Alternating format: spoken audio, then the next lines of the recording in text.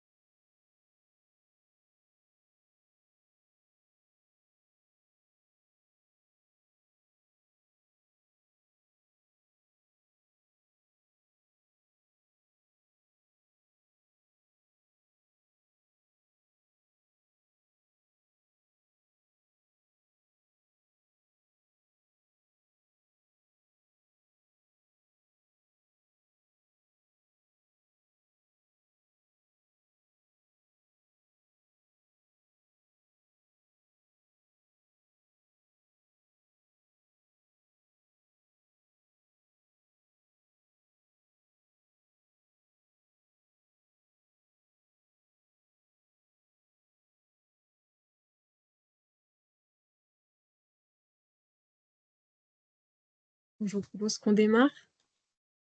Bonjour à toutes et tous. Bon, on est ravis de vous accueillir pour ce webinaire de retour d'expérience sur, notre modèle de gouvernance partagée à la mission Agenda 21 à la base. Donc avant toute chose, on enregistre le webinaire. Donc si vous ne souhaitez pas être filmé ou apparaître, pensez à désactiver vos caméras. Et aussi, avant toute chose, je me présente, sinon je vais oublier. Suzy Flamé, du coup, je suis chargée de mission à la mission Agenda 21 à la base. Et moi, je suis plus particulièrement en charge de la coordination et de l'animation du laboratoire, justement. Donc 2 mots sur le laboratoire à la base avant qu'on démarre plus spécifiquement sur la gouvernance partagée. Donc le laboratoire d'innovation publique territoriale à la base, c'est un laboratoire qui, on va dire, a pour ambition d'accompagner la transformation des services et des politiques publiques en Gironde, puisqu'il est porté par le département de la Gironde. Et donc, l'idée, c'est de faire face aux changements globaux et aux changements sociétaux. Et donc pour ça, on s'attaque, on va dire, aux enjeux environnementaux, sociaux et démocratiques. Et donc, pour ce faire, on a plusieurs champs d'activité. Déjà, c'est un lieu à Bordeaux-Mériadec qui permet vraiment de favoriser la créativité, qui est modulable, etc. Donc, un lieu précieux. Et après, on a 2 grands champs d'activité. On a tout ce qui est expérimentation et accompagnement. Donc, par exemple, on pilote en ce moment la sécurité sociale de l'alimentation ou le DILC, le droit d'interpellation local et citoyen, en expérimentation. Et après, on accompagne beaucoup de collègues en interne et aussi des acteurs du territoire sur tout ce qui est résilience, innovation publique et participation citoyenne, donc sur ces 3 volets-là. Et après, deuxième champ d'activité, on a le programme d'activité. Donc là, c'est plus dans ce cadre qu'on se situe aujourd'hui. Donc un programme d'activité qui vise à favoriser la montée en compétences de différentes communautés professionnelles, on va dire, avec plusieurs axes. Déjà, un axe pour comprendre les enjeux, donc toujours enjeux environnementaux, sociaux, démocratiques, comprendre ces enjeux-là, les décortiquer pour mieux agir. Ensuite, s'équiper et s'outiller, où là, l'idée, c'est de venir découvrir, se former à des outils et méthodes un peu innovantes d'intelligence collective, de design, de facilitation graphique, etc. Et un dernier volet qu'on appelle plus s'entraider et se soutenir, où là, on vient un peu s'inspirer avec de retours d'expérience ou s'entraider autour de sujets entre porteurs de projets, etc. Et donc là, aujourd'hui, on se situe plus sur le dernier volet, puisqu'on est sur un retour d'expérience, sur la gouvernance partagée, donc un modèle qu'on a mis en place, qu'on expérimente depuis 2 ans, on va dire.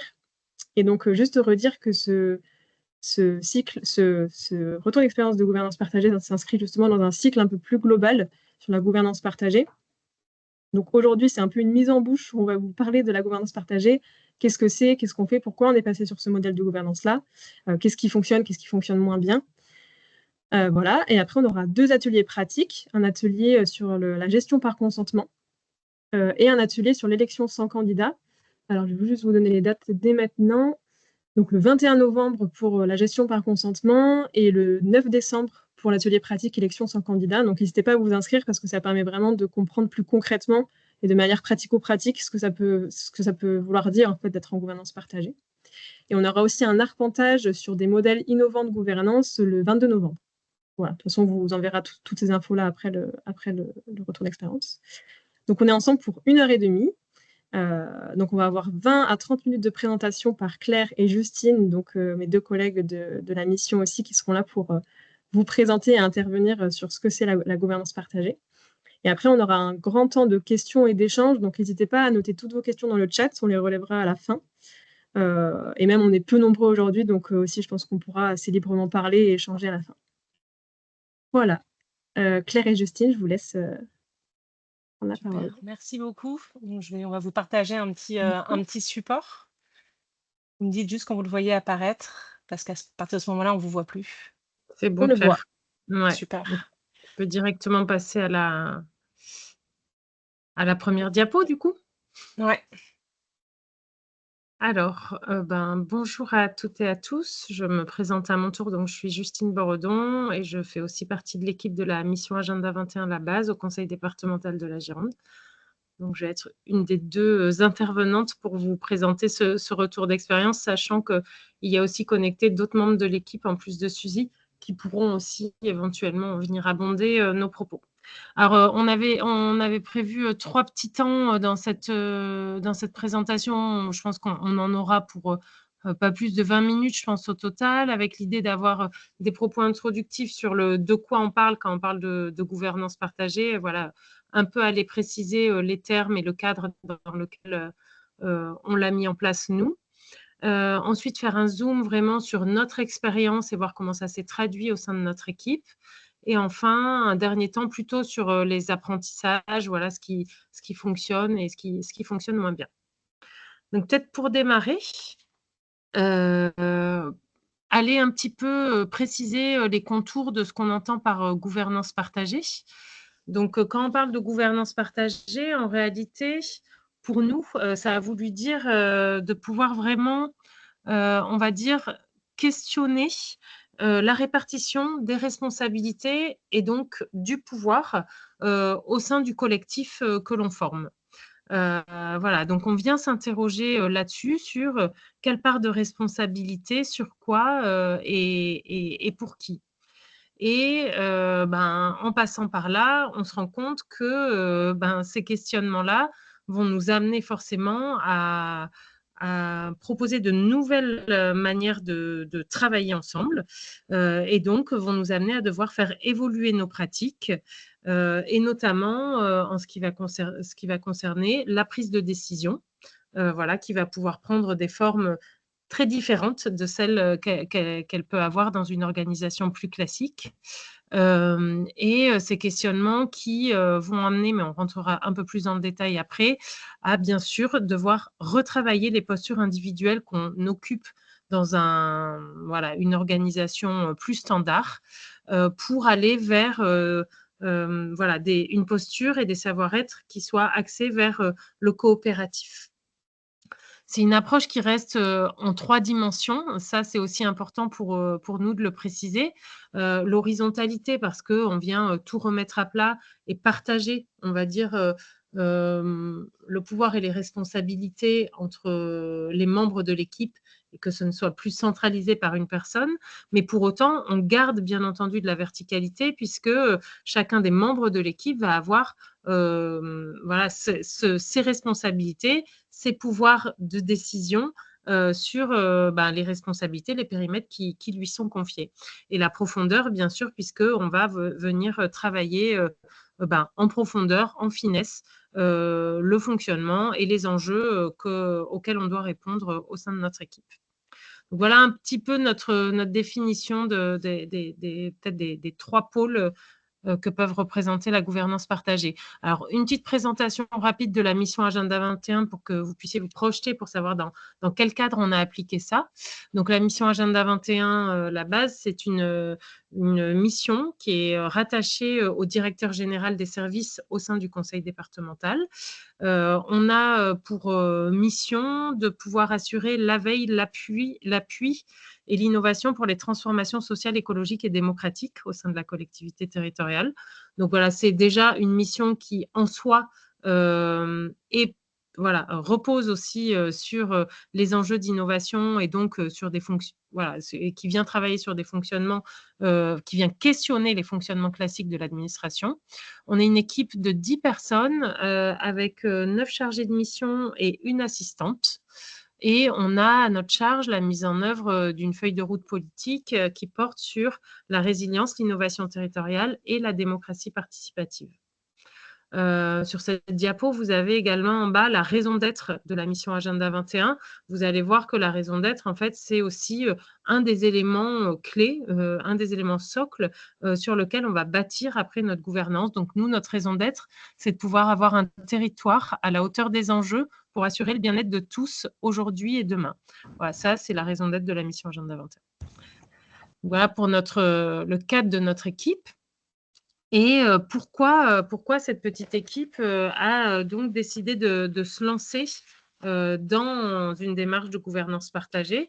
Alors peut-être d'abord parce que ben, dans le cadre, en fait, on est amené, nous, dans le cadre de nos missions, à accompagner un certain nombre de projets, à incuber aussi des projets d'innovation et on travaille beaucoup autour des questions de coopération. Voilà, c'est pour nous un des axes de transformation très forts voilà, sur lequel on s'appuie, sur lequel on vient mobiliser aussi nos partenaires et les porteurs de projets qu'on vient aussi accompagner. Et on pense que la question de la coopération est aujourd'hui un socle nécessaire pour répondre aux grands défis. Voilà, donc il était tout à fait logique pour nous de pouvoir venir explorer, on va dire, ben des nouveaux modes de fonctionnement voilà, qui s'appuie sur du partage de pouvoir et qui s'axe sur la question des coopérations. Donc voilà, la gouvernance partagée qui vient aussi, on ne l'a pas dit, pardon, dans la définition, mais qui vient aussi de l'holacratie et de la sociocratie, voilà, qui est fortement inspirée de ces théories-là. Voilà, ça tournait beaucoup autour des partenaires ou des porteurs de projets avec qui on travaille. On a eu une opportunité de pouvoir organiser une formation d'équipe. Il y a de ça, du coup, 2 ans et demi maintenant, presque 3 ans même. Et on a collectivement choisi cette thématique-là. Qui nous a en fait toutes et tous amenés finalement à s'engager dans cette démarche-là. C'était aussi facile pour nous puisque on a ce rôle-là de venir expérimenter, tester de nouvelles choses dans le cadre de la mission, donc venir s'appliquer ce qu'on vient aussi parfois conseiller ou amener auprès de nos partenaires devenait en fait assez logique pour nous. Et puis aussi, il se trouve qu'on avait un cadre opportun qui était celui d'une équipe dans lequel la confiance était largement instaurée et on avait une certaine maturité voilà, dans nos relations qui nous permettait complètement de pouvoir travailler sur la question du renforcement des responsabilités des membres de l'équipe. Donc voilà un petit peu pour notre contexte. Il y a une petite bidouille de copier-coller sur la diapo, je vois. Ah. Mais c'est pas grave, pas de souci, tout va bien. Donc comment on s'y est pris? On a été accompagnés. Voilà, j'évoquais une formation. Voilà, cette formation à laquelle je faisais référence, c'est une formation qui nous avait été proposée par une structure qui s'appelait à l'époque qui était une branche de l'Université du Nou. Aujourd'hui, ça a fusionné, c'est une seule et même boîte. Donc pour humilité, humanité et humour. Donc c'est une SIC aujourd'hui qui accompagne les organisations pour travailler sur les questions des coopérations et notamment voilà, celle de la gouvernance partagée. On vous donnera aussi le lien vers leur site parce qu'ils proposent vraiment tout un tas de ressources voilà, très riches. Leur site est très documenté. Donc un process finalement assez simple qui commence aussi sur le partage par l'équipe d'une raison d'être qui soit claire. C'est-à-dire qu'on puisse tous être au fait au sein de l'équipe de savoir voilà, ce qui nous lie, quelle est notre boussole, c'est quoi la raison d'être voilà, sur lequel vont s'articuler chacune de nos missions et qui nous rassemble. Donc ça, c'est une première étape, nous, qu'on avait déjà mis en place et qui était clair pour les membres de l'équipe, mais qui pour autant reste un point de départ très important quand on veut venir questionner son organisation. Une fois ça posé, l'idée est de pouvoir venir questionner son organisation actuelle, donc la mettre en débat. Et pour ça, nous, on a passé pas mal de temps à définir en fait l'ensemble des fonctions qui étaient nécessaires ou qui sont nécessaires pour le bon fonctionnement de notre équipe. Donc, on a mis à plat toutes les fonctions dont on avait besoin pour que notre équipe puisse être en capacité d'assurer ses missions. Et ensuite, on a co-construit un modèle qui convenait le mieux par rapport à ce qu'on avait projeté et qui convenait le mieux par rapport aussi aux membres de l'équipe que nous sommes, à notre raison d'être, à notre histoire, voilà, et à nos capacités et compétences réciproques. Voilà un petit peu sur le cheminement de la démarche. Et après, il me semble que c'est Claire qui prend le relais pour voir un petit peu comment ça s'est mis en place de manière plus concrète. Bonjour à toutes et à tous. Donc moi, je suis Claire. Je travaille aussi à la mission Agenda 21 La Base et je suis aussi chargée de mission. Et donc moi, je vais vous parler plus spécifiquement des outils et méthodes et en fait concrètement comment la mission Agenda 21 travaille aujourd'hui en gouvernance partagée. En gros, dans un premier temps, pour faire vraiment écho à ce dont parlait Justine, de vous repartager les principales étapes de la mise en place de cette gouvernance partagée au sein de la mission. Comme le disait Justine, donc l'histoire, elle a commencé en janvier 2022 avec le désir de l'équipe de se former à la gouvernance partagée. Et avec cette première formation sur laquelle en fait on est parti en expérimentation, la décision d'expérimenter la gouvernance partagée à partir de mai 2022, et qui a commencé justement par le fait d'écrire des rôles. Écrire des rôles, c'était de se demander justement quelles étaient les principales redevabilités et les principaux périmètres d'action de ce qui faisait la mission Agenda 21 et ce qui faisait que nous arriverions à bien faire, à bien assurer notre raison d'être. Donc, il y a eu d'abord un travail d'écriture des rôles, puis d'attribution des rôles. Et pour attribuer les rôles, c'était aussi de retravailler nos manières de décider et donc, c'est ce dont là, on va pas en parler trop longuement parce qu'il va y avoir un autre atelier à la base spécifiquement sur la question de la gestion par consentement et à l'élection sans candidat. Mais voilà, c'était le fait d'attribuer des rôles autrement. Et donc, le vrai lancement dans l'expérimentation, il a commencé en juillet 2022 avec les premiers rôles qui ont été attribués et le premier moment où on mettait vraiment en œuvre les rôles et on s'attribuait, en plus de nos rôles chargés de mission, de nouvelles responsabilités et surtout redevabilités. Donc ça, c'était une première expérimentation qu'on a mis en place pendant 4-5 mois et à la suite de laquelle on s'est rendu compte qu'il y avait quand même un autre travail à mener sur le cadre de sécurité et on a profité pour refondre aussi notre réunion d'équipe donc qui pouvait être remodelée avec nos nouvelles attributions. Donc tout ça, on était tout le temps accompagnés par l'UDN. Et donc là, ça fait maintenant 2 ans et demi que nous sommes en gouvernance partagée et on retravaille depuis avril dernier sur de nouvelles questions. La première question, c'est sur la place du management. En gros, la place donc on est dans une organisation très horizontale, mais justement sur la part de verticalité qui est obligatoire dans la prise de décision et pour vraiment bien tenir les rôles et pour arriver à avancer de manière sereine.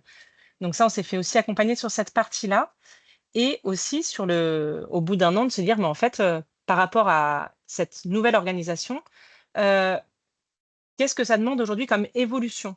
Donc, on a ajouté de nouveaux rôles et surtout de nouveaux cercles pour couvrir l'ensemble des périmètres de nos missions. Et après, le travail sur la verticalité, ça nous a permis aussi d'affirmer des périmètres de responsabilité avec la notion de lead, donc le fait d'avoir sur certains périmètres un peu plus de verticalité sur des prises de décision et sur les différents périmètres de l'agenda 21. Et donc, cette nouvelle organisation, nous la testons depuis 2 semaines. Donc, c'est vraiment tout nouveau.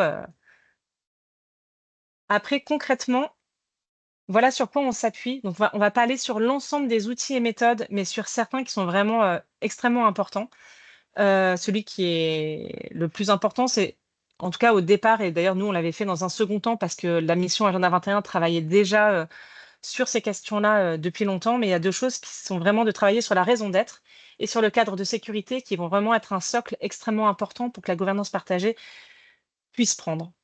L'autre chose, c'est qu'il a fallu se former sur justement les processus de prise de décision, ce dont on parlait tout à l'heure avec la notion de gestion par consentement et par l'élection sans candidat. Donc Suzy vous a partagé les 2 dates qui seront les 2 prochains ateliers. L'autre chose très importante, c'est le fait d'être en mesure de définir qui décide et quoi. Donc, ne pas juste parler de rôle, mais vraiment de raison d'être de rôle, de savoir à chaque fois de quoi chaque personne va devoir être redevable, pas chaque personne d'ailleurs, chaque rôle va être redevable, et quel va être son périmètre d'action et son périmètre de responsabilité là-dessus. Une autre chose après, ça va être de structurer les cercles et ça, c'est un travail qui est un peu, qui est sans fin parce que, par nature, on est dans un monde en mouvement, on est dans une gouvernance en mouvement et au fur et à mesure, on ajuste, un peu les rôles, mais surtout les cercles de décision. Donc c'est ce qu'on va vous montrer un tout petit peu plus tard. Et après, bien entendu, des choses qui sont de la gouvernance partagée, mais pas que chacun vit dans les différentes structures. c'est le fait, donc là, ce qui est marqué en créer du nous, mais c'est vraiment le fait de travailler le groupe, de travailler le fait de travailler ensemble et de reconnaître les richesses et du groupe et de l'individu au sein du groupe, et de toujours travailler à cultiver une posture d'écoute, de coopération. Donc là, il y a tout écrit, mais c'est vraiment c'est un travail un peu au quotidien, et souvent ça va un petit peu avec le cadre de sécurité, mais voilà, c'est vraiment des socles très importants pour que la gouvernance partagée prenne bien. Donc, si on fait vraiment très basique, la gouvernance avant 2022, c'était une responsable de mission avec des chargés de mission. On retrouve un organigramme tout à fait basique. Et à partir de 2022, on commence à tomber sur une sorte de formation en fleurs, euh, avec donc un grand cercle dans lequel on retrouve de nouveaux rôles. Donc, la gouvernance partagée en 2022, elle va s'appuyer sur, par exemple, un premier lien. Le premier lien, c'est celui qui va être le premier interlocuteur chez nous du directeur général des services, des élus, des directeurs généraux adjoints. Et en fait, il va faire en sorte de garantir la cohérence des projets, de la raison d'être de la mission Agenda 21, etc. Il va y avoir une autre personne qui va être sur la délégation de signature. Donc là, qui va permettre finalement à ce que l'ensemble des redevabilités administratives qui permettent le bon fonctionnement d'une mission fonctionnent. Donc ça va être là, c'est le droit de signature de l'ensemble des documents relatifs, j'en sais rien, à la gestion du budget, au RH, aux notes ou aux délibérations internes, etc. Un autre rôle qu'on peut retrouver dans pas mal d'organisations, ça va être le rôle facilitation, où là, ça va être plutôt sur la partie réunion, faire en sorte que les process soient tenus, que les réunions soient fluides et coopératives. En fait, toutes ces choses qui, dans une organisation basique, souvent incombent directement au manager, c'est une autre manière de décorréler l'ensemble de ces redevabilités. Après, on a aussi un rôle gare centrale, donc qui va prendre en fait l'intégralité de nous par rapport à notre mission, des demandes de l'ensemble des parties prenantes internes et externes au département, pour savoir nous comment on les traite pour les travailler à la hauteur de notre raison d'être. Et après, je vais pas tous les lancer, mais peut-être qu'on pourra y revenir sur les questions-réponses. Et donc ça, c'est notre premier schéma de gouvernance partagée en 2022. Et donc, 1 an et demi, 2 ans après, ça ressemble plutôt à ça. Je ne sais pas si je vais pouvoir partager. Là, vous voyez une première... voilà. Donc, cette fois, on est passé de un cercle à maintenant un cercle, 5 sous-cercles et 1, 2, 3, 4, pardon, 6 sous-cercles et 2 sous-sous-cercles. Donc, dans le cercle général, je vais essayer de vous le montrer d'une autre manière. Ça partage ou pas? Je sais pas si...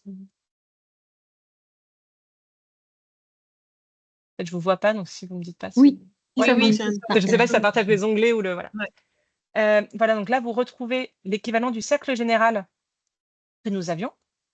Donc là, on va pas, même chose, on va pas rentrer dans le détail, mais donc on retrouve les différents rôles. Rôle premier, il y a un budget, secrétariat, facilitation, communication. Et en fait, après, on voit de nouveaux rôles sur lesquels, en fait, dont dépendent d'autres cercles. Ou par exemple, on s'est rendu compte que il y avait un rôle communication qui demandait un peu, qui avait trop de redevabilité et qui demandait plusieurs rôles finalement pour le faire vivre. Donc, c'est devenu un cercle où dans le rôle communication, on retrouvera donc un lead communication qui va être celui qui va avoir la casquette, la fameuse zone de verticalité du cercle, le lead, et derrière, qui pourra travailler avec le rôle événementiel, le rôle outil support, le rôle communication la Gironde s'invente, le rôle communication la base et un rôle lisibilité. Et en fait, ça nous permet que dans le cercle général, le rôle communication puisse lui-même représenter l'ensemble du travail qui est mené sur cette zone-là. De la même manière, pour les feuilles de route, que nous travaillons, c'est-à-dire avec un cercle résilience, un cercle participation citoyenne et un cercle innovation territoriale, la base, dans lequel se détache un cercle R&D et un cercle programme d'activité. Et bien entendu, il y a après le cercle stratégie et surtout un cercle richesse humaine, puisque après, il faut aussi travailler notre gouvernance partagée et notre rôle au sein de l'administration avec le principe même de ce qui fait aussi le sel d'une équipe, avec de la convivialité, la gestion des tensions, un rôle RH pur et un rôle secrétariat. Et que si je reviens là, normalement.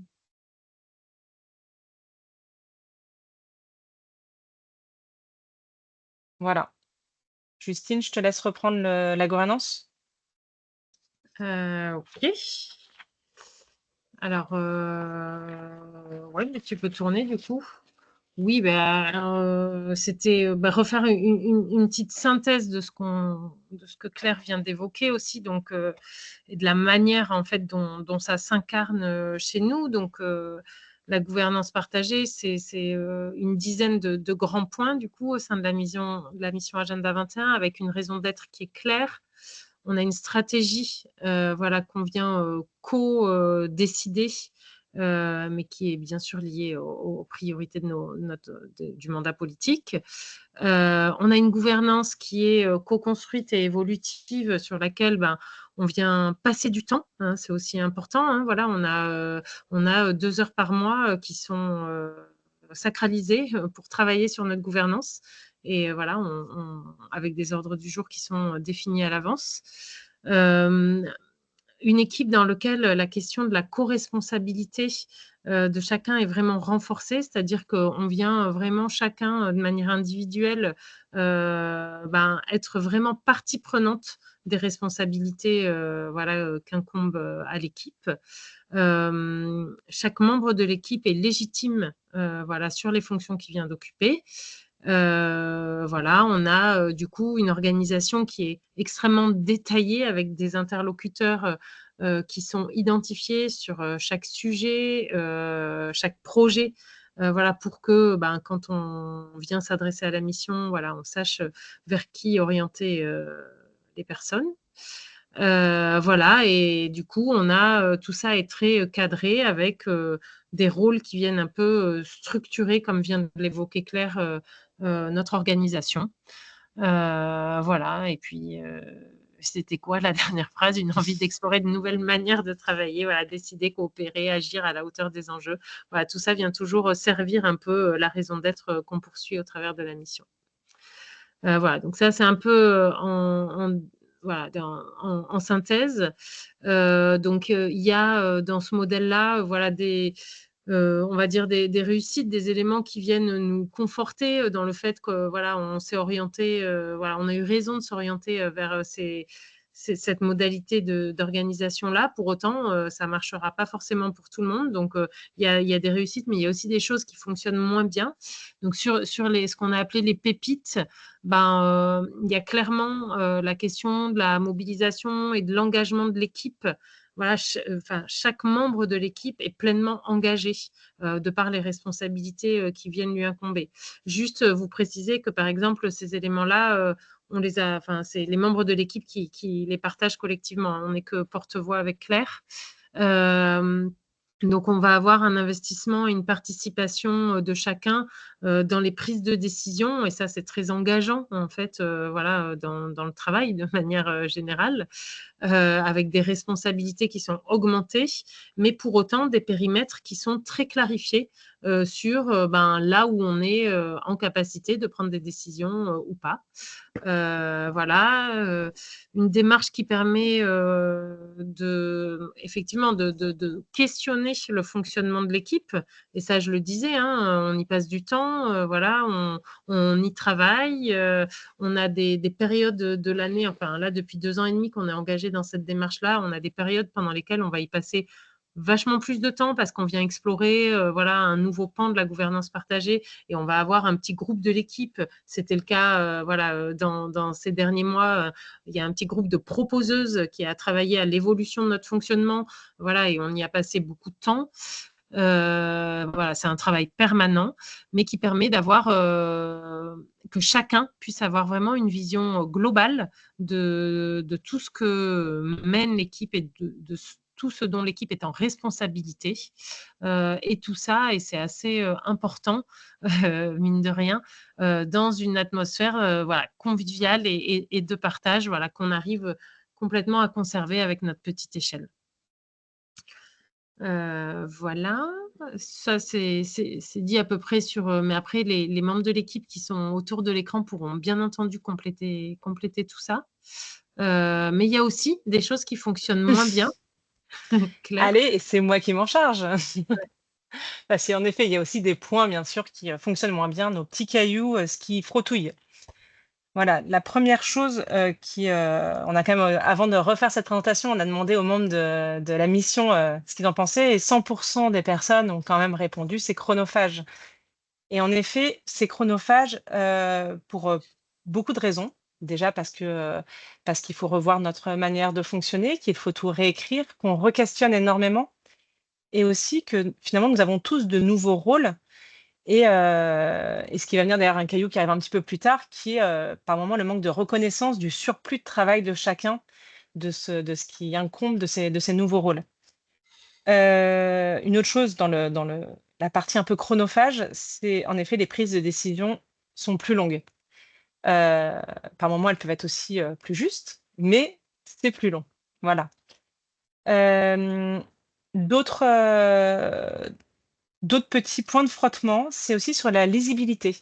C'est qu'aujourd'hui, nous, c'est un mode de gouvernance que nous expérimentons. Là, maintenant, on pourrait même dire que nous vivons, parce qu'on est au-delà de l'expérimentation, heu, qui est tout à fait lisible maintenant pour nous, même si nous la retravaillons et la requestionnons tout le temps.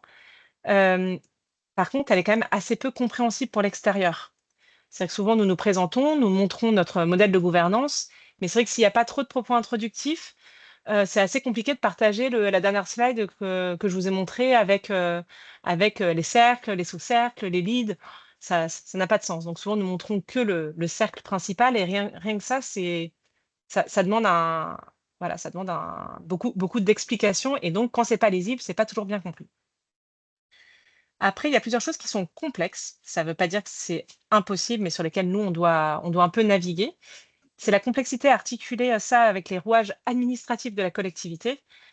Parce qu'aujourd'hui, travailler en gouvernance partagée, avec, une personne qui est la personne, par exemple, dans une collectivité, c'est quand même on a besoin souvent d'une tête, d'un chef, d'un directeur, de quelqu'un à qui on puisse poser l'ensemble des questions, et qui va avoir la responsabilité de signature, être garant de la raison d'être, et cetera, et cetera. Et le fait que tout ça soit décorrélé, c'est assez complexe, et donc nous, on essaye de naviguer là-dedans.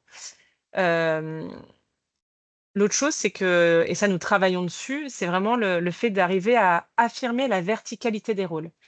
C'est-à-dire, au-delà de nous en tant que chargés de mission et des missions que nous avons, et où de temps en temps, nous avons une certaine verticalité dans nos missions, là, c'est de se dire, sur les rôles que nous incarnons pour une durée de 6 mois, d'un an et demi, 2 ans, peu importe, d'assumer de parler aux autres chargés de mission en tant que rôle. Donc que de temps en temps, dans une réunion d'équipe, on entende quelqu'un qui dit: «Ça, je te donne mon avis en tant que chargé de mission, et là, je parle, mais là, je suis avec ma casquette, gare centrale ou premier lien, et dans mes redevabilités, j'ai le droit de d'avoir un avis prépondérant sur cette, et d'acter quelque chose avec cette casquette-là.» Et cette verticalité, elle est assez compliquée à amener.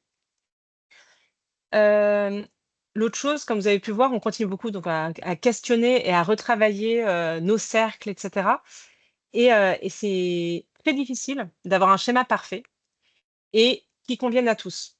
C'est un travail constant, et où en plus, vu qu'on travaille nous par consentement, il y a plein de moments où en plus c'est vraiment dans le cadre. C'est normal que ça frotte un petit peu, mais ce qui fait que c'est toujours en expérimentant qu'on arrive à savoir est-ce qu'on va dans le bon sens, et accepter de re-questionner. Mais c'est une vraie difficulté, car c'est rare de tomber sur un schéma où tout le monde dise: «C'est parfait», et qu'on soit dans un consensus, parce que c'est pas vraiment même l'esprit même de cette gouvernance. Hem Et en dernier point, mais qui est important, hem, parce que nous sommes par exemple dans une mission, on a eu pas mal de personnes nouvelles dans la mission, c'est qu'on est obligé de comprendre rapidement le fonctionnement de l'équipe, de la raison d'être, de la gouvernance partagée pour arriver à investir un rôle. Et donc, pour quelqu'un qui arrive au sein de notre mission, aujourd'hui, il y a une certaine, il y a un double travail d'intronisation dans l'équipe pour réussir d'un côté à comprendre l'équipe, mais surtout le fonctionnement et comment intégrer cette gouvernance partagée. Voilà, donc ça, c'était notre premier retour. Je sais que je n'ai pas regardé les conversations, mais j'espère que vous avez plein de questions. Merci beaucoup Claire et merci Justine, pour cette présentation, parce que je me rends compte que c'est quand même pas un exercice facile de rendre compte de cette gouvernance. Parce que c'est complexe, on a fait beaucoup de choses, donc c'est vrai que c'est assez compliqué d'être synthétique et de avoir tout ce qu'on fait, sur peu de temps. Et c'était très intéressant et je me rends compte aussi qu'il y a toute une méthodo et un vocabulaire associé aussi à la gouvernance partagée assez, complexe et pas forcément, commun, qu'il faut aussi s'approprier pour comprendre tout ça. Donc au niveau des questions, on avait juste, un point d'étonnement, que le cadre de sécurité soit élaboré, en fait, après la définition des rôles. Oui, moi, je me suis mal exprimée, en fait. En fait, la raison d'être de la mission, tout comme le cadre de sécurité était déjà existant. C'est juste qu'on a retravaillé le cadre de sécurité dans le cadre de la gouvernance partagée. Mais justement, c'est pour ça que je disais que nous, quelque part, on avait déjà un socle qui était préexistant parce que, de par ses missions et sa raison d'être, la mission travaille régulièrement et retravaille chaque année sur sa raison d'être et son cadre de sécurité. Mais là, ça a été une manière différente de travailler le cadre de sécurité puisqu'on était obligé de le faire aussi évoluer parce qu'il était encore plus important puisque ça devenait vraiment notre outil de travail quotidien et pas uniquement lors d'ateliers ou de petites réunions. Ça devient notre cadre de travail de tous les jours. Et après, on a une question donc là qui rejoint un peu un des cailloux à la fin sur, l'organisation avec l'administration justement. Comment est-ce que les RH du département se sont-elles impliquées dans le projet? Et aussi pour l'administration, avez-vous été obligés de nommer un chef? Donc c'est un peu, voilà, comment est-ce que, concrètement en dehors de notre tampon émission Agenda 21, comment ça communique avec, le reste de l'administration? Je Justine? peux commencer à apporter des éléments de réponse. Alors comment les RH du département se sont impliqués dans le projet? En fait, il n'y a pas tant eu, d'implication, il y a eu, un peu de curiosité. On va dire qu'aujourd'hui, la gouvernance partagée de la mission, elle est reconnue et acceptée, non seulement par, notre directeur général des services qui est notre supérieur hiérarchique, direct, mais aussi par les RH. Pour autant, elle n'a pas sa traduction administrative. Donc elle est reconnue, mais il a fallu qu'on s'adapte en fait aux modalités de fonctionnement, de notre organisation pour pouvoir, quand même, j'ai envie de dire, rentrer dans les cases qui nous sont demandées, hein, sur des choses toutes simples, hein. On évoquait, la question de la signature. Il faut bien qu'il y ait quelqu'un qui administrativement, voilà, puisse assurer. Donc on a un rôle, qui s'appelle délégation de signature et qui a vocation à, pouvoir, assurer et assumer, en fait, la responsabilité administrative, de la signature, de la mission quand c'est nécessaire. Voilà, on n'a pas de chef, mais on a effectivement un rôle, qui est le rôle de premier lien, qui est, identifié comme étant le premier interlocuteur pour pouvoir, représenter la mission auprès soit de notre supérieur hiérarchique, soit auprès, de nos élus. Et après, c'est ce qu'on évoquait, chacun, dans notre sphère de responsabilité, on va avoir, différents rôles et donc on va occuper le lead sur, voilà, soit sur du projet, soit sur, une partie du fonctionnement, de la mission. C'est-à-dire que, par exemple, si on a, des enjeux, j'en sais rien, hein, sur, la question de la communication, c'est pas, voilà, ça ne va pas être à la responsable de la mission Agenda 21 qu'on va s'adresser, mais, ça va être à, la personne qui occupe le rôle communication au sein de la mission qui sera interpellé, voilà, parce que parce qu'on viendra nous chercher sur cet enjeu-là. Voilà, donc on n'a pas de chef, mais pour autant, on a des rôles qui sont responsables voilà, de certains domaines. Mais par exemple, sur les RH, là, il y a un cas qui se pose là en fin d'année, c'est la question des évaluations.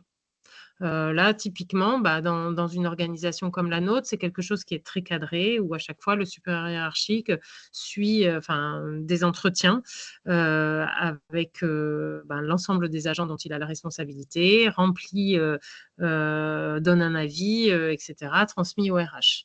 Nous, on a une organisation du coup tout à fait différente qu'on a partagée avec et notre directeur général des services, qui est notre responsable hiérarchique, et les ressources humaines.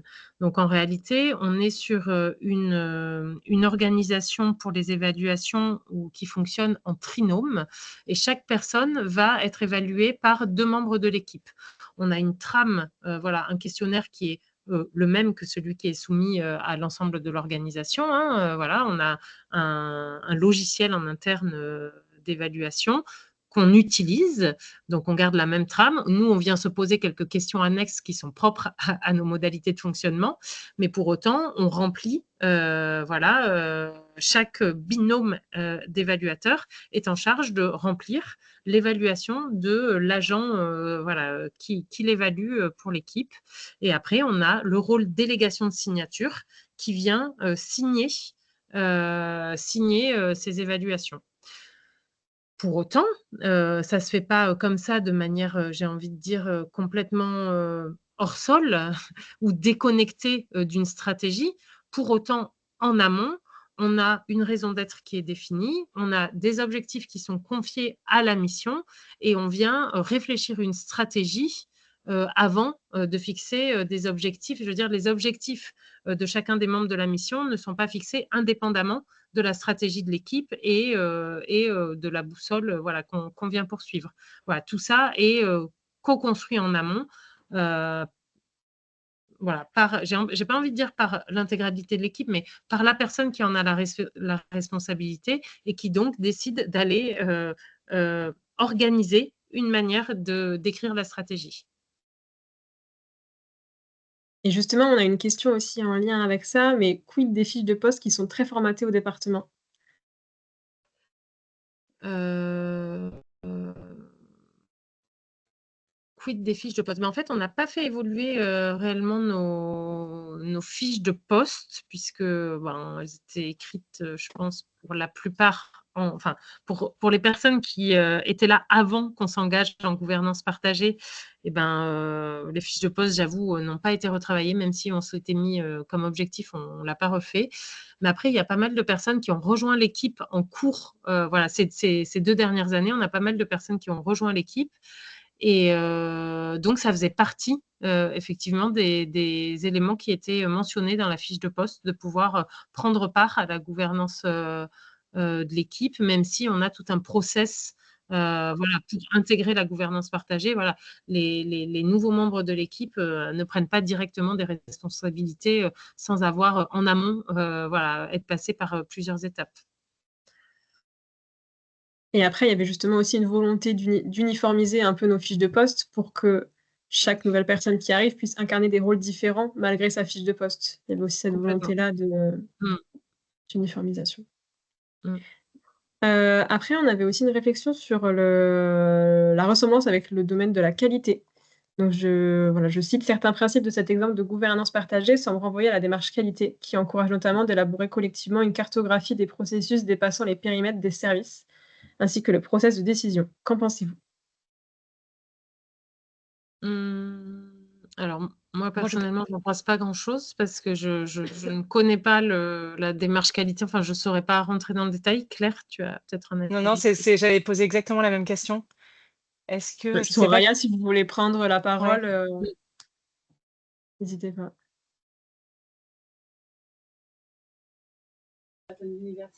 Oui, bonjour.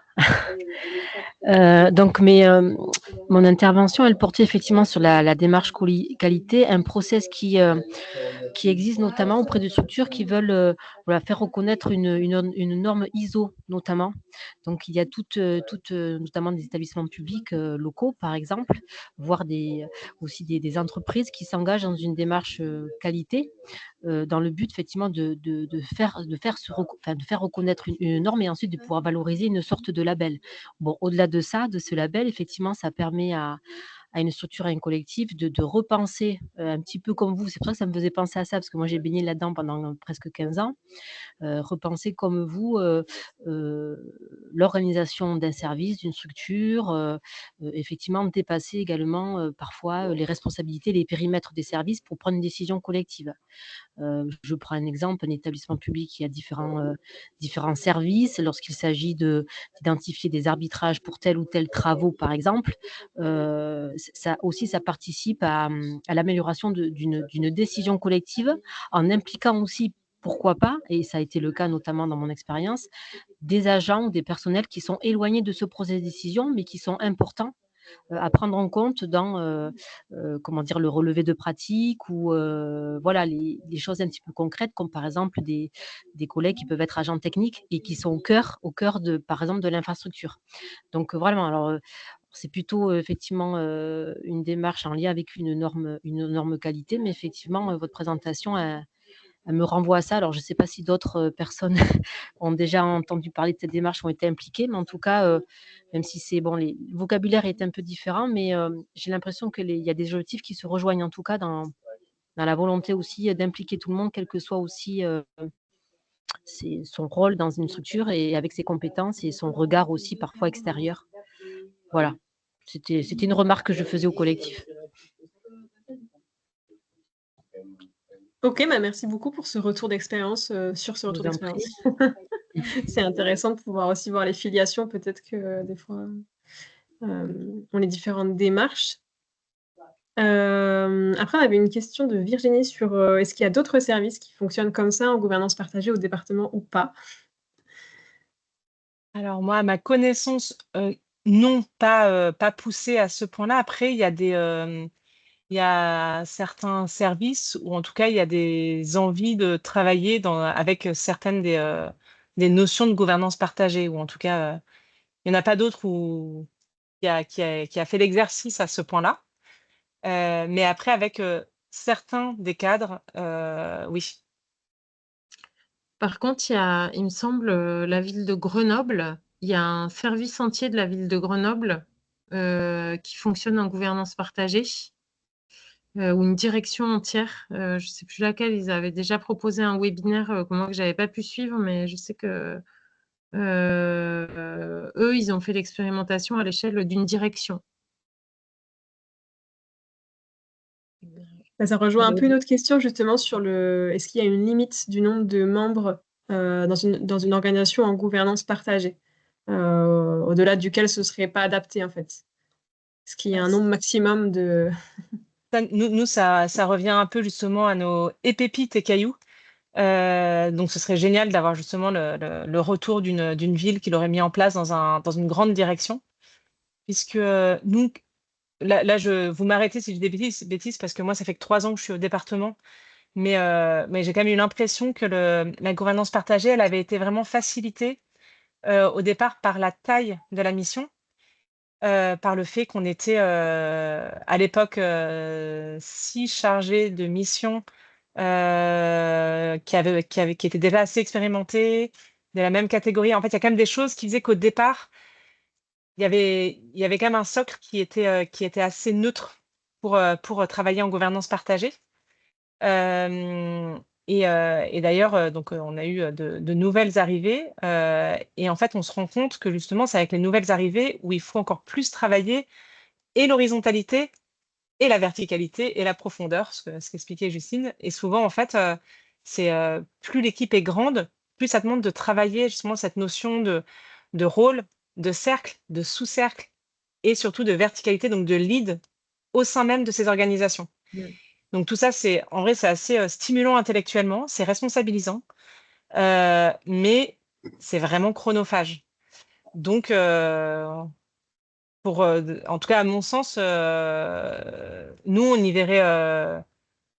On est une équipe encore trop jeune, je pense, pour le faire avec à grande échelle. Mais justement, ce serait intéressant de voir comment d'autres personnes, peut-être qui sont en gouvernance partagée depuis plus longtemps, dans d'autres collectivités ou même d'autres entreprises, peuvent fonctionner. Mais du coup, je peux me permettre. Oui, allez-y, allez-y. Du coup, si je vous entends, ça veut dire que c'est entre 6 et 10, avec des profils plus ou moins neutres, enfin capables, je ne sais pas comment vous avez défini. Non, je disais que Voilà, c'était certaines- facilité par ça. Pour être tout à fait Ouais. honnête, il n'y a pas de. Par exemple, quand nous avons été formés par l'Université du Nou, ils sont en gouvernance partagée. Et Justine, que je dise pas de bêtises, mais ils sont une vingtaine, une trentaine. Oui, je crois qu'ils sont une trentaine. Ah, Ils sont quand une même. trentaine et en plus, ils sont éparpillés un peu partout en France. Donc, en fait, en réalité, je ne sais pas, moi, s'il y a des limites. Nous, il se trouve qu'on avait un cadre facile, en fait, pour mettre en place cette démarche-là.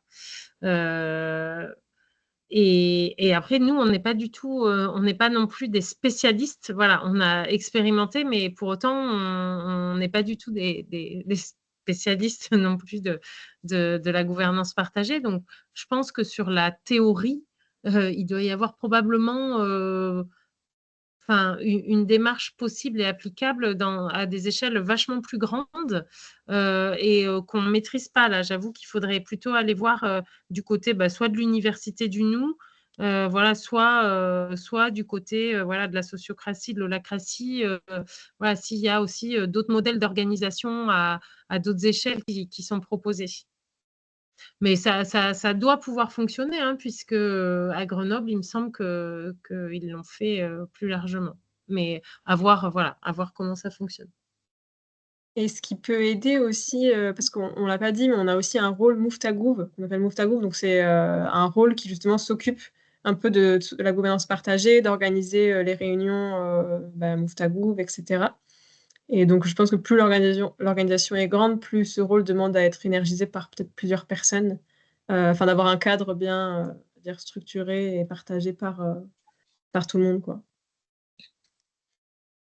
Et après aussi, est-ce qu'il y a des hommes dans le service donc de la mission Jardin 21? Est-ce qu'il y a une uniformité de statut, catégorie A, et cetera? Plus là sur les profils, de la mission. Alors, est-ce qu'il y a des hommes? Oui, il y a un homme. Bon, il semble qu'on ait une équipe féminine, majoritairement féminine, mais ça n'a rien à voir avec le sujet. Enfin, je ne sais pas. Je ne pense pas, en tout cas. Je fais pas le lien. J'espère pas. Oui. Voilà. Et l'autre question, c'était quoi, pardon, l'autre question? Le statut, catégorie A, est-ce qu'il y a une uniformité de statut ou pas? Il y a une uniformité de statut, mais ça, c'était sur nos métiers de chargés de mission. En fait, on est 9 chargés de mission et une assistante. Donc, il y a 2 statuts différents au sein de la mission. Mais ce qu'il y a aussi derrière cette question, en fait, c'est toute la traduction qu'il pourrait y avoir aussi par rapport à l'augmentation peut-être des responsabilités. Est-ce qu'il y a une traduction sur le salaire, par exemple? Tout ça, non, ça n'est pas reconnu. Non, il n'y a pas de reconnaissance en fait de l'augmentation des responsabilités quand on est passé. Après, on n'est pas allé le chercher non plus. Hein, c'est pas ce qu'on est allé chercher. Donc, ça pourrait être pensé, mais pour autant, on l'a pas. Nous, on l'a pas travaillé. Mais c'est vrai que pour d'autres structures, alors nous, on est dans une collectivité territoriale, donc on sait que la question des salaires se joue ailleurs et calculée selon des grilles voilà, sur lesquelles, en tout cas, nos modalités de gouvernance n'ont aucun impact. Pour autant, je pense que c'est des vraies questions qui se posent dans d'autres types de structures où les rôles de gouvernance partagée peuvent aussi être tournants. Et quand certains, voilà, on travaille, nous, de temps en temps avec une scope qui est aussi en gouvernance partagée. Et c'est vrai qu'on avait pu en échanger. quand celui qui occupe le rôle de, alors je sais plus comment ils appellent ça, mais de cordeau général, et qui assume du coup vachement plus de responsabilités que le rôle de consultant classique, et ben, ça n'a pas vraiment d'impact sur les salaires. Donc, ça vient poser beaucoup de questions et il y a les questions d'acceptation, voilà, qui peuvent rentrer dans le jeu. C'est vrai que nous, on n'a pas eu à se poser ces questions-là. Voilà. Mais ça aurait pu être un frein, effectivement, ça n'a pas été le cas. Ça aurait pu être un frein de dire, moi, je n'accepte pas plus de responsabilités tant que mon salaire n'est pas revu. Mais c'est vrai que ça n'a pas été posé comme ça. Et après, on a une question plus méthodo sur comment le choix a-t-il été fait entre personnes et rôles. Les personnes sur les rôles ont-elles changé depuis 2 ans? Donc le lien entre personne, rôle et mandat. Alors, moi, je sais pas, je peux commencer à répondre, vous me complétez, hein. Les premiers rôles de mémoire, on les a attribués par une élection sans candidat. Voilà, où on avait identifié peut-être les rôles pivots sur, voilà, Claire vous en a présenté quelques-uns, les rôles dont on avait vraiment besoin pour fonctionner de manière immédiate. Voilà, de mémoire, on les a attribués par une élection sans candidat, qui est un des outils qui sera proposé dans le cadre d'un autre atelier. Mais bon, dont le principe est simple, hein, ce sont les membres de l'équipe qui viennent désigner la personne qui leur semble la plus adaptée pour occuper ce rôle-là, assumer ce rôle-là. Voilà, et puis après, il y a une gestion par consentement pour attribuer le rôle. Voilà, les rôles de base n'ont pas encore bougé pour la plupart. Ils sont restés stables. Après, on a eu beaucoup de nouveaux rôles qui ont été créés puisqu'ont émergé de nouveaux besoins au fil de la vie de l'équipe.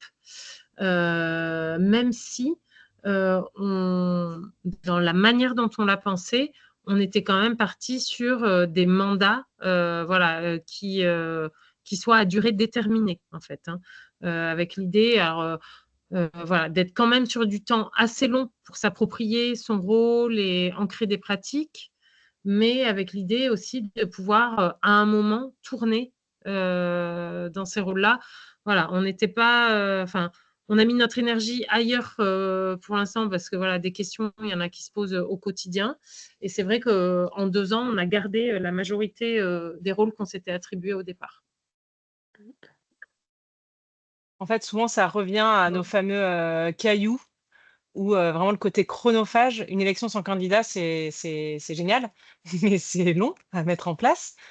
Et surtout, les rôles, on met un certain temps à se les approprier et à en avoir, à comprendre les redevabilités, les périmètres d'action, etc. Et ça revient aussi à ce caillou de lisibilité, c'est-à-dire qu'une fois qu'on s'attribue, par exemple, le rôle est attribué et on arrive enfin à faire comprendre à la collectivité comment on fonctionne, il y a quand même aussi la crainte qu'on rechange en plus de personnes. Donc tout ça, voilà. Et après, ça fait que 2 ans et quelques. Et il y a certains rôles qui ont tourné, mais peut-être les rôles les plus internes à la mission Agenda 21. Ceux qui vont être dans notre, donc soit ceux qu'on a créés, parce qu'il y avait un besoin, soit des rôles qui vont être, qui peuvent être tout aussi tournants que d'autres, mais c'est juste que en termes de lisibilité, nous, du moment qu'on sait que ça change de personne, on sait que ça ne regarde presque que nous. Voilà, je sais pas, il y a eu des rôles de communication, mais de communication interne à la mission Agenda 21. Il y a eu des rôles de convivialité, des rôles de gestion des tensions, des choses comme ça, où en fait, en fait, quelque part, c'était plus facile à faire tourner parce que ça nous enlevait un des cailloux qui était la lisibilité en plus. Mais voilà. Et en effet, parce qu'au début, c'est pour ça aussi que c'est intéressant de voir, on apprend un peu en marchant, hein. Et au départ, quand nous avions écrit les rôles, il y avait durée du mandat 6 mois. Pour être tout à fait honnête, nous, au bout de 6 mois, en prenant les rôles, on n'avait pas encore compris les postures, quoi. En tout cas, par exemple, pour ma part, moi, j'avais pas encore la posture. Donc, c'est très compliqué de donner des durées de mandat Voilà, je pense que même nous, ce sera une autre question, mais qui viendra plus tard. Aujourd'hui, c'est-à-dire que c'est pas notre caillou principal. Et là, Claire, tu viens d'évoquer un point. C'est vrai qu'on n'a pas forcément fait apparaître dans la présentation, mais c'est la question de la posture. C'est une des choses qu'on a peut-être le plus travaillé. C'est-à-dire que venir incarner un rôle, c'est aussi changer complètement sa posture. Et ça, c'est un travail peut-être qu'on n'avait pas anticipé au début, mais qui prend du temps aussi. C'est changer sa posture et du coup réinventer en fait des modes de communication différents au regard des postures nouvelles qu'on vient d'adopter. Et c'est vrai que c'est un peu une révolution dans une équipe qui a une habitude de fonctionnement, voilà, d'instaurer des nouvelles manières de communiquer et d'incarner des rôles, donc des responsabilités, donc de tenir la posture voilà, qui incombe au rôle qu'on occupe. Ça, c'est un vrai travail aussi. Mais que je mettrais dans les pépites plutôt que dans les cailloux parce que c'est très riche, même d'un point de vue personnel, en fait. Enfin, ça apporte beaucoup. Enfin, on est obligé de se remettre en question aussi par rapport à ces manières de fonctionner et de communiquer qui peuvent être très spontanées parfois, mais qui là deviennent parfois un peu plus réfléchies. Et après, on avait une question un peu plus méta sur l'expérimentation, justement. Est-ce qu'on a pensé à des critères d'évaluation pour évaluer cette expérimentation? Parce que, voilà, est-ce qu'il y a des critères d'évaluation, d'impact, de ce genre de choses?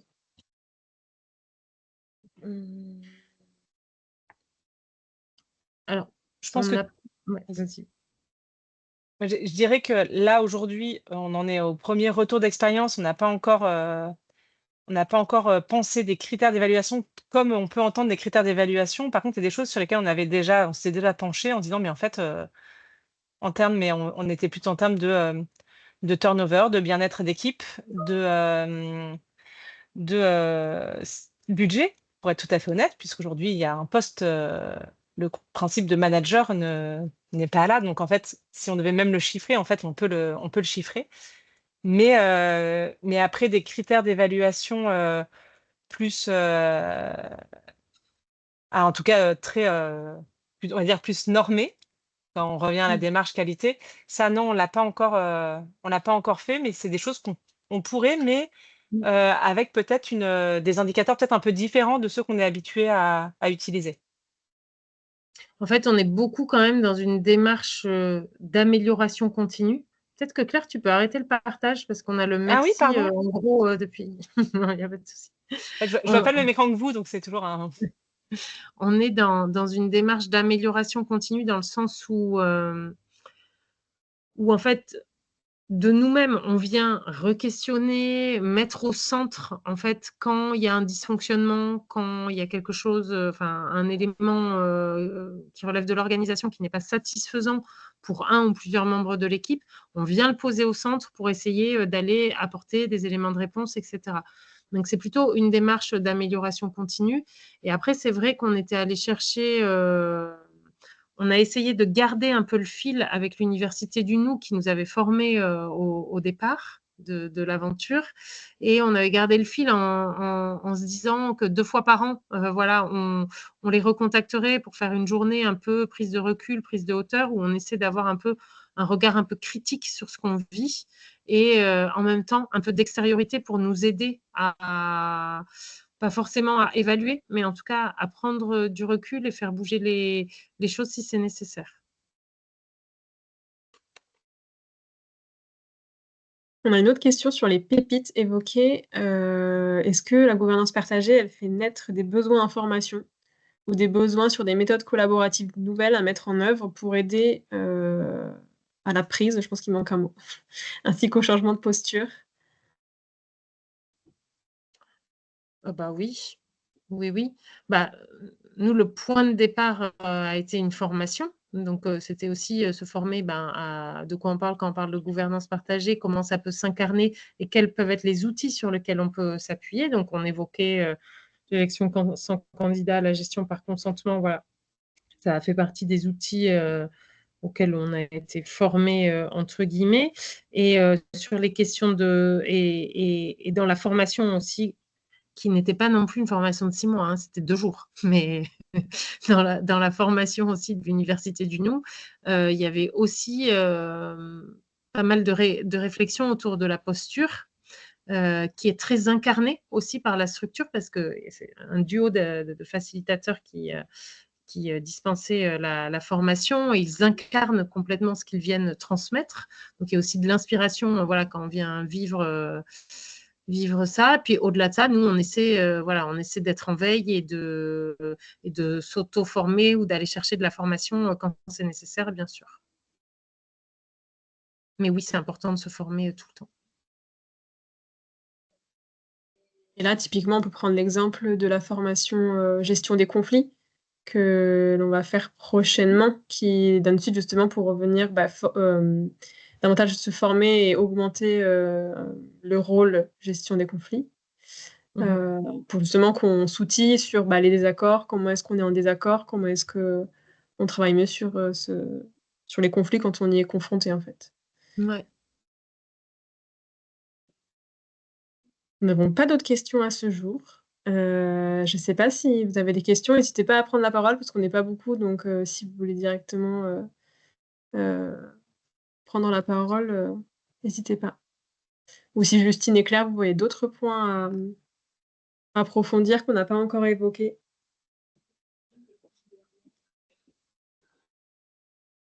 Oui, Sylvie, allez-y.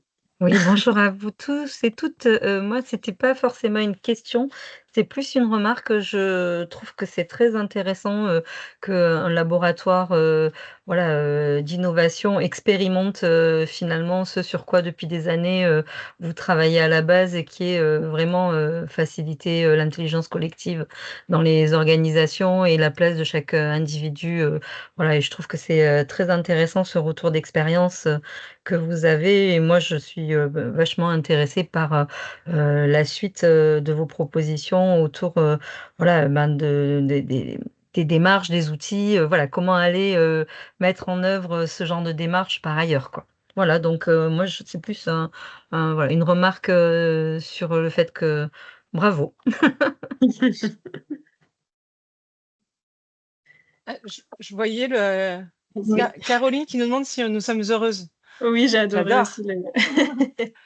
Allez, mais là, je vais parler en jeu parce que c'est important. On va pas. Alors, je suis très heureuse, moi, de cette expérience. Et même chose en jeu, j'ai l'impression que l'équipe, en plus, est assez heureuse de cette expérience parce que, en fait, les pépites, en vrai, sont bien plus nombreuses que les cailloux. Et nous avons la chance de pouvoir en parler très souvent. Sans pour autant justement oublier que c'est loin d'être quelque chose de parfait, voilà. Mais c'est vraiment, c'est une expérience qui est extrêmement enrichissante, qui est pleine de sens et qui, en termes humains et justement fait réfléchir sur nos postures, de collègues, nos postures individuelles, même d'hommes et de femmes. Donc c'est assez, c'est vraiment chouette. Je vais te laisser continuer, Justine, sinon je vais faire un truc très philosophique. Non, mais moi, je partage complètement. Moi, je suis super contente, en fait, de cette expérience pour avoir vécu voilà, des modes de gouvernance beaucoup plus classiques au sein d'une équipe, mais qui pour autant n'étaient pas du tout enfermants, enfin, qui étaient des fonctionnements plutôt satisfaisants, plutôt cool. Moi, ça, en fait, c'est une démarche qui est vraiment très apprenante, c'est qu'on apprend beaucoup, mais et sur soi et sur l'équipe, et c'est aussi très engageant, en fait. Et ça, c'est assez précieux aujourd'hui, voilà, je trouve dans le monde du travail où il n'y a pas toujours la possibilité de mettre de soi et de l'engagement dans son travail. Là, on n'a pas d'autre choix que de le faire. Et donc, pour moi, c'est vraiment super positif. Et la preuve étant, tout à l'heure, quand vous parliez d'indicateurs, moi, dans les premiers indicateurs qui me venaient à l'esprit, c'était vraiment des indicateurs humains. C'était du bien-être, de l'apprentissage, du sens, de la formation, voilà, ça amènerait en tout cas même si on essayait de se former à quelque chose d'autre, il y aurait des indicateurs nouveaux qui en sortiraient. Bon, entre-temps, les mains se sont levées. Anne-Marie, si vous voulez prendre la parole. Est-ce que j'ai mis le micro? Oui. Oui, c'est bon. Moi, je réfléchissais par rapport aux équipes que j'encadrais, tout ça. Je me suis dit, bon, moi, je travaillais beaucoup dans le social. En fait, au départ, je suis assistante sociale. Après, j'ai fait des encadrements d'équipe. Il faut vraiment, nous, on a fait ce travail-là, effectivement, quand il y avait des difficultés, surtout souvent, hein, des choses difficiles. Mais il me semble qu'il faut que vraiment, que tous les membres de l'équipe aient envie d'avancer dans ce sens-là. On est d'accord. En fait, il faut vraiment, voilà. Et c'est vrai que, bon, les équipes d'assistance sociale, tout ça, c'est des gens qui partagent beaucoup, enfin, voilà, qui aiment bien prendre des décisions, enfin, voilà. C'est quelque chose que j'aurais senti, mais c'est vrai que c'est ce formatage qui est hyper, bon, au niveau du département, mais pas que, hein, dans toutes les collectivités publiques, c'est très, très descendant, quoi, en fait, hein. Donc, c'est vrai que vous allez être un petit peu isolé. Ça aurait été bien peut-être à un moment donné d'intégrer quelqu'un, par exemple des ressources humaines, peut-être bon, la responsable de l'IFM, par exemple, pour ouvrir un peu les esprits, quoi, en fait, par rapport à ce type de gouvernance. Mais enfin, dans les lois, on ne pourra pas le faire, je sais, mais au niveau de toute la collectivité. Mais moi, ce qui m'a semblé quand même important, les gens qui se lancent là-dedans, c'est pas tout d'un coup la responsable qui dit, tiens, on va faire la gouvernance partagée parce qu'il y a plein de conflits, bon, voilà.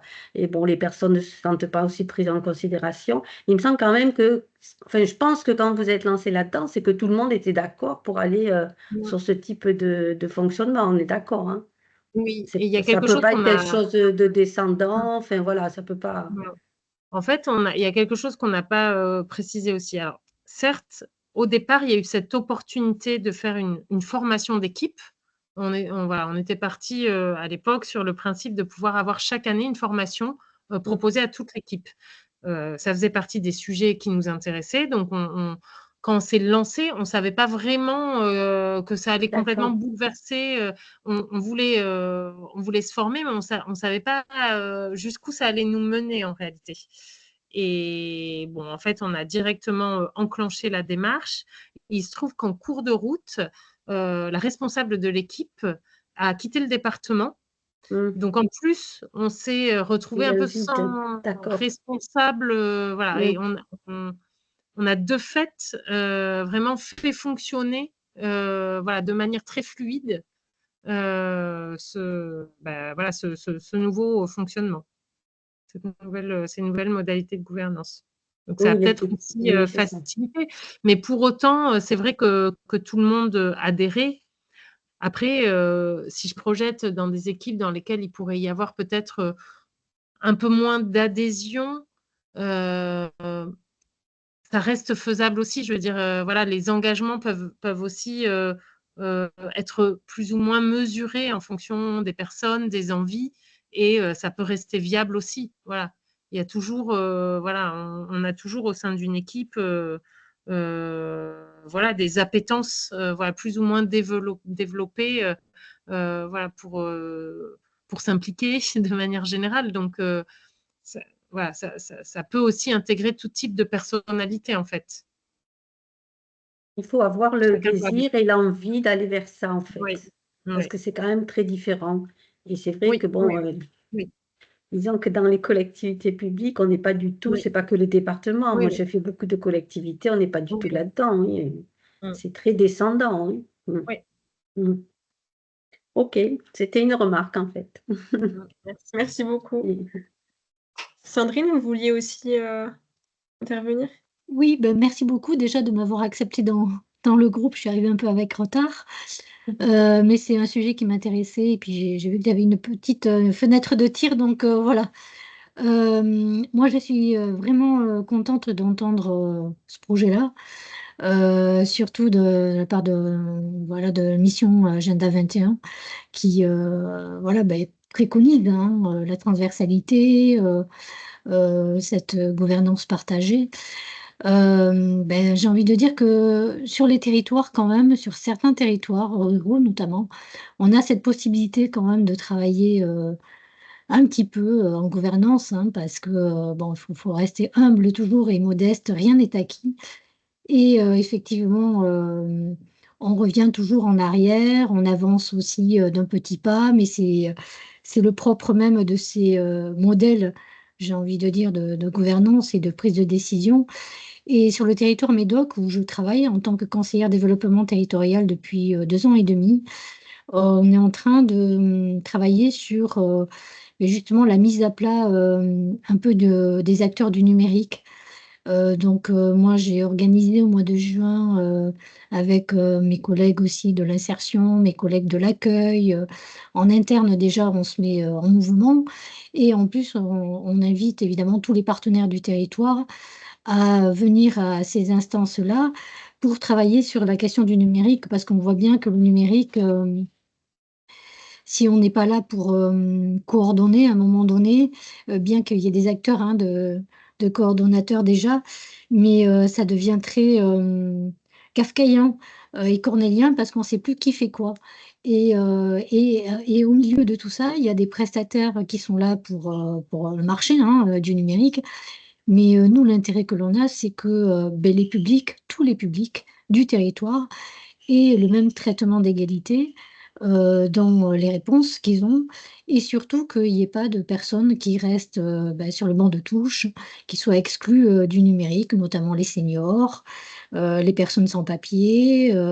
Voilà, donc on essaye de travailler cette question et c'est vrai que le fait là que vous parliez de la gouvernance partagée, cette réflexion que vous avez, ben, ça m'inspire aussi parce que je suis en train de faire des sous-groupes pour notre prochaine étape. On a constitué un groupe de travail. Donc, il y a des coordonnateurs aussi du numérique, hein, de tous les services, que ce soit du département, de l'État et des acteurs du numérique du territoire qui nous rejoignent à ce groupe de travail. Il y a des élus, il y a des conseillères numériques de Service France Service, évidemment. Bon, bref, il y a tous les métiers. On est un groupe de 20 personnes à peu près. Et on va essayer de travailler un petit peu avec, sous cette forme de gouvernance partagée et à constituer des sous-groupes pour que ben, ce travail de réflexion soit toujours en évolution. Nous-mêmes, hein, on aura besoin de se former les uns et les autres pour suivre l'évolution du numérique parce que ben, il y a plein d'astuces aussi à avoir en tête, hein, notamment pour des gens qui sont illettrés, analphabètes. C'est intéressant de travailler sur des supports qui n'ont rien à voir avec l'écriture et ça permet l'électronisme est beaucoup plus simple par le numérique d'accrocher ces publics-là que bah, des ateliers d'écriture classiques, lambda. Donc tout ce travail-là aussi ne peut se faire qu'avec, on va dire, des personnes qui sont vraiment compétentes et autour de la table et qui ont un certain recul sur ces expériences-là.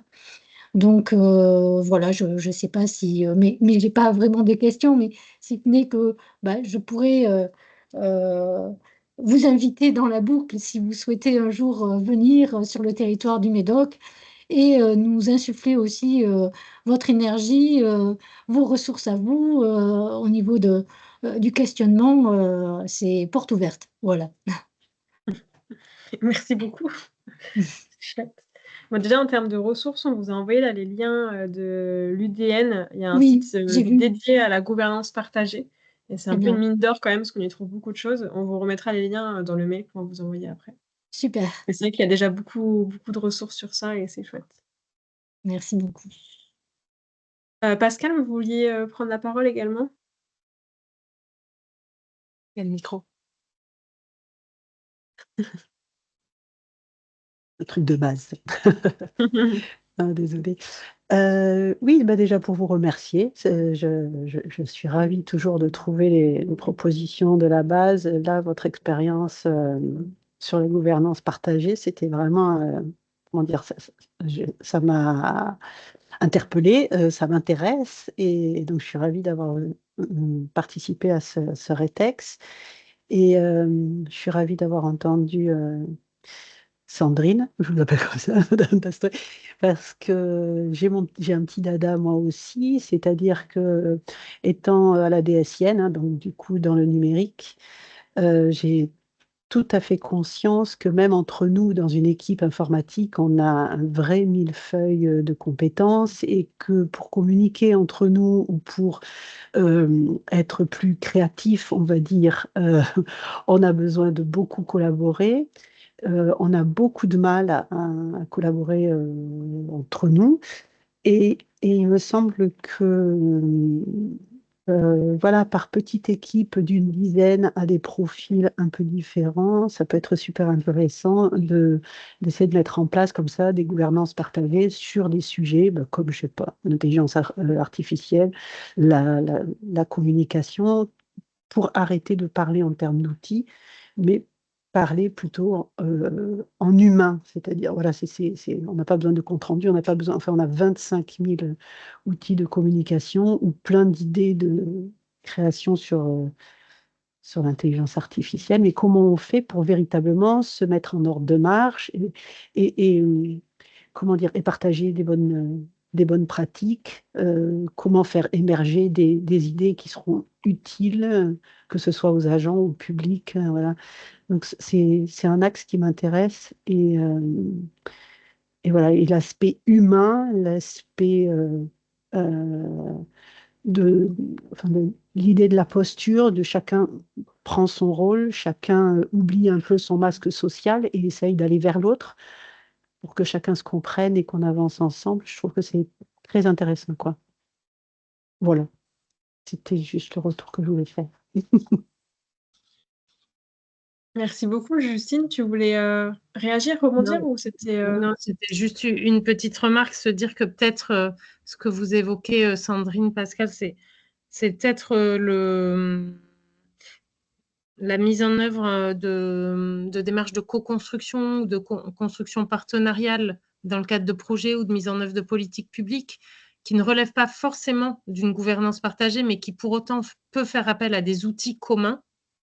Mais c'est quand même autre chose que de venir travailler en coopération, collaboration entre pairs partenaires dans le cadre d'un projet, que de mettre en place une gouvernance partagée pérenne.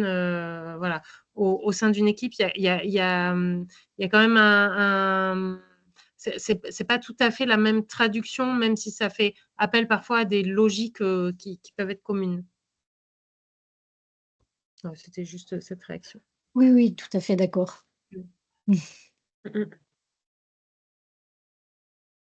Bon, merci beaucoup à toutes et tous. Je pense qu'on peut s'arrêter pour aujourd'hui. Donc, n'hésitez pas à vous inscrire aux 2 ateliers qui seront du coup plus pratico-pratiques. Là, on va expérimenter la gestion par consentement et l'élection sans candidat. Donc voilà, ça va vous permettre de comprendre un des outils de prise de décision en gouvernance partagée. Donc, ce sera le 21 novembre et le 9 décembre. Et on aura aussi un arpentage sur... donc, un arpentage, c'est une méthode pour lire collectivement un ouvrage sur Reinventing Organizations. Donc, un livre sur les modèles de gouvernance plutôt innovants.